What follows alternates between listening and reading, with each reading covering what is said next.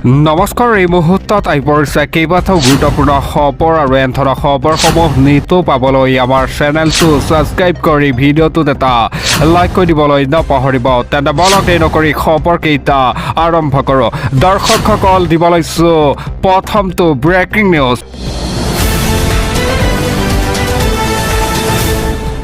ছাত্ৰ আন্দোলনৰ পিছত এতিয়া বাংলাদেশত আজি নিৰ্বাচন। 18 মাহৰ পাছত বাংলাদেশে লাভ কৰিব এতিয়া নতুন প্ৰধানমন্ত্ৰী। আৱামী লীগৰ অনুপস্থিতিত বিএনপি আৰু জামাত ইছলামীৰ মাজত এতিয়া তীব্ৰ যুঁজৰ সম্ভাৱনা। কোন হ'ব বাংলাদেশৰ প্ৰধানমন্ত্ৰী? দিব লৈছে এটা ব্ৰেকিং নিউজ। ছাত্ৰ আন্দোলনৰ আৰু ৰাজনৈতিক পৰিৱৰ্তনত বাংলাদেশত নিৰ্বাচন। 18 মাহৰ পাছত এতিয়া বাংলাদেশে গঢ়িব নতুন ইতিহাস। বাংলাদেশৰ ত্ৰয়োদশ সংসদীয় নিৰ্বাচনৰ বাবে অনুষ্ঠিত ভোটগ্ৰহণ।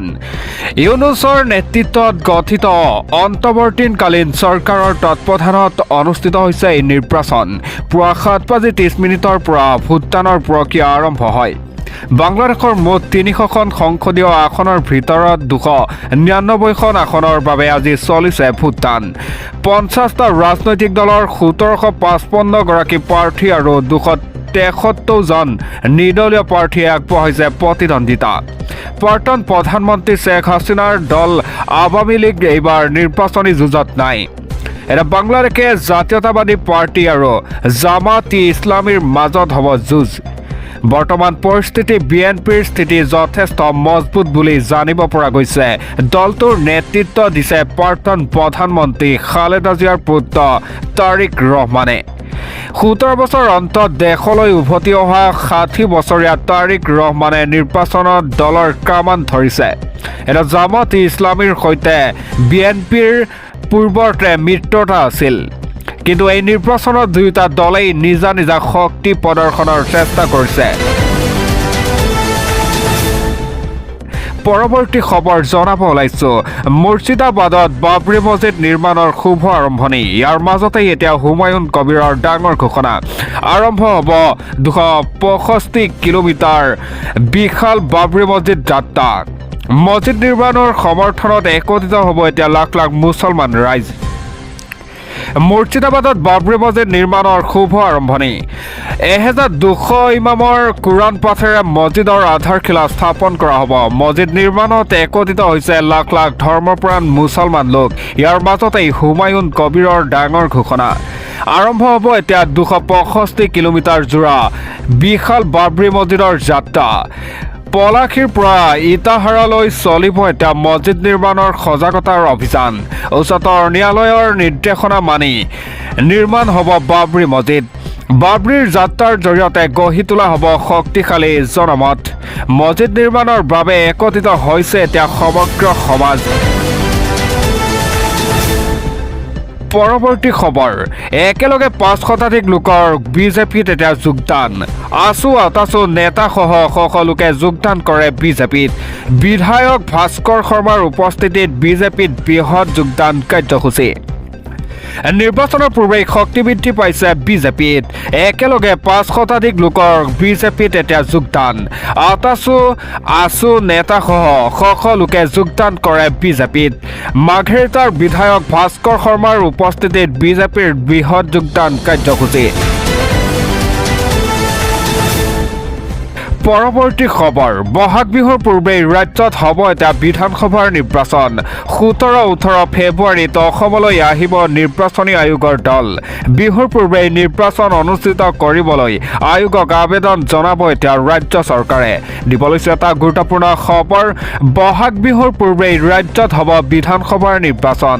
বিহুৰ পূৰ্বেই নিৰ্বাচন অনুষ্ঠিত কৰিবলৈ আয়োগক আবেদন জনাব এতিয়া ৰাজ্য চৰকাৰে। 17-18 ফেব্ৰুৱাৰীত অসমলৈ আহিব নিৰ্বাচনী আয়োগৰ দল। সকলো ৰাজনৈতিক দলৰ সৈতে মিলিত হ'ব নিৰ্বাচনী আয়োগ। নিৰ্বাচন অনুষ্ঠিত কৰাৰ সন্দৰ্ভত সিদ্ধান্ত ল'ব এতিয়া আয়োগে। নলবাৰীত ডাঙৰ ঘোষণা কৰে ৰাজ্যৰ মুখ্যমন্ত্ৰী ডক্টৰ হিমন্ত বিশ্ব শৰ্মাই।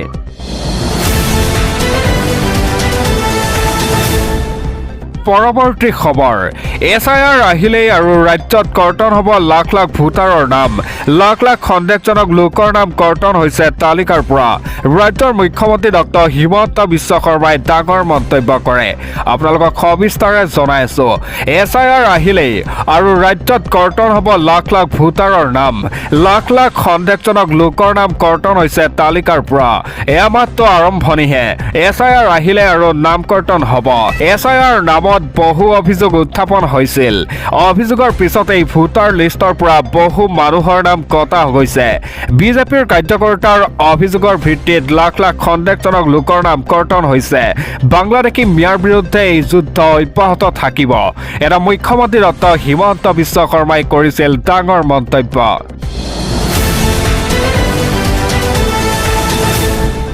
পৰৱৰ্তী খবৰ যুৱতীৰ সৈতে ভয়ংকৰ কাণ্ড কৰি গ্ৰেপ্তাৰ হয় লম্পট অধিবক্তা শ্বহিদুৰ ৰহমান টেম্পুৰ ভিতৰতে সংঘটিত কৰিছিল কুকৰ্ম এটা উত্তপ্ত পৰিস্থিতি ছাত্ৰীৰ সৈতে ভয়ংকৰ কাণ্ড কৰি গ্ৰেপ্তাৰ হয় লম্পট অধিবক্তা গোৱালপাৰা আৰক্ষীয়ে গ্ৰেপ্তাৰ কৰিছে লম্পট অধিবক্তা শ্বহিদুল ৰহমানক এটা টেম্পুৰ ভিতৰতে ছাত্ৰীৰ সৈতে ভয়ংকৰ কাণ্ড কৰাৰ অভিযোগ উত্থাপন হয় মহাবিদ্যালয়ৰ পৰা ঘৰলৈ অহাৰ সময়ত সংঘটিত কৰিছিল জঘন্য কাণ্ড গোৱালপাৰাৰ সদৰ থানাত ভুক্তভোগীয়ে দাখিল কৰিছিল এজাহাৰ লম্পট শ্বহিদুলক জেৰাৰ অব্যাহত ৰাখিছে গোৱালপাৰা আৰক্ষীয়ে